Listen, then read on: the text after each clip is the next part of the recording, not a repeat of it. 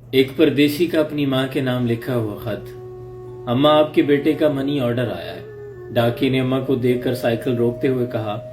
अम्मा की बूढ़ी आंखें चमक उठी, जो ऐनक उतार के साफ करते हुए साफ साफ नजर आ रही थी। बेटा, जरा पहले मेरे लाल से मेरी बात करवा दो। अम्मा ने उम्मीद भरी नजरों से डाकिये की तरफ देखा, लेकिन उसने अम्मा को टालने की कोशिश की। अम्मा, मेरे पास इतना वक्त नहीं होता कि मैं आपके बेटे से हर बार आपकी बात करवा सकूं। मुझे और भी बहुत सारे लोगों के खतूत और पैगामात पहुंचाने होते हैं। डाकिया अम्मा को अपने वक्त की अहमियत और खुद की मसरूफियात की दलील देने लगा, लेकिन बूढ़ी अम्मा पर इसकी बातों का कोई असर न हुआ। उन्होंने किसी बच्चे की तरह जिद इसरार करना शुरू कर दिया। बेटा, बस थोड़ी देर ही की तो बात है, गुफ्तगू करने में कौन सा दिन गुजर जाता है। अम्मा, आप हर बार मुझसे बात करने पर इसरार ना किया करें, मुझे बड़े अफसरान के सामने जवाबदेह होना पड़ता है। ये कहकर डाकिया ने अम्मा को पैसे देने से पहले अपने मोबाइल पर एक नंबर डायल करना शुरू कर दिया। ये ले अम्मा, बात करें, लेकिन ज्यादा बात ना करें, पैसे कट जाते हैं। उसने अपना मोबाइल अम्मा के हवाले किया।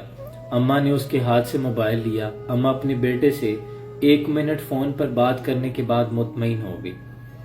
उसके झुर्रियों वाले चेहरे पर मुस्कुराहट फैल गई। ये 1000 रुपए हैं अम्मा, ये कहकर डाकिये ने 100 के 10 नोट अम्मा की तरफ बढ़ा दिए। अम्मा ने पैसे गिनते हुए उसे ठहरने का इशारा किया। अब क्या हुआ माँ, ये 100 रुपए रख लो बेटा। क्यों अम्मा? वो हैरान रह गया। हर माँ मेरे बेटे के भेजे हुए पैसों को लाने के अलावा तुम मेरी बेटे से बात भी तो करवाता है ना, इसमें खर्चा तो होता होगा। ये उसके लिए है। अरे नहीं अम्मा, रहने दो। वो लाख इनकार करता रहा, लेकिन अम्मा ने जबरदस्ती 100 रुपए उसकी जेब में डाल दिए और वो वहां से वापस जाने के लिए मुड़ गया। अम्मा, जो अपने घर में अकेली रहती थी, वो भी ढेरों दुआएं देने के बाद अपने मकान के अंदर चली गई। डाकिया वहां से चंद कदम ही आगे बढ़ा था कि किसी ने उसके कंधे पे हाथ रखा। उसने पीछे मुड़कर देखा तो उस बस्ती में उसके जानने वाले का चेहरा उसके सामने था। वो गनी भाई को देखकर हैरान रह गया, जो चाय की दुकान चलाता है। भाई, आप यहाँ कैसे? आप तो अभी अपनी दुकान पर होते हैं। मैं आज यहाँ तुम्हारे पीछे पीछे आया हूँ, मुझे तुमसे कुछ पूछना है। गनी भाई की नजरें डाकिया के चेहरे पर जमी हुई थी। हाँ पूछो भाई। भाई, हर महीने ऐसा क्यों करते हो? मैंने क्या किया भाई? डाकिया गनी भाई की सवालिया नजरों का सामना करते हुए थोड़ा सा घबरा गया। हर माह तुम अपनी जेब से पैसे उस अम्मा को भी देते हो, मुझे भी कहते हो कि मैं उनसे उनका बेटा बनकर फोन पे बात करूं। ऐसा क्यों? मैं बहुत दिनों से मुगालते में हूं, मुझे आज इस पहेली का हल बताओ। गनी भाई का सवाल सुनकर डाकिया कुछ देर तक हिचकिचाता रहा, जैसे अचानक कोई बड़ा झूठ पकड़ा गया हो, लेकिन अगले ही लम्हे उसने वजाहत कर दी।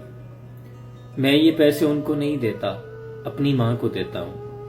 डाकिया की बात सुनकर गनी भाई हैरान रह गया। मगर ये तुम्हारी माँ कैसे हो सकती है?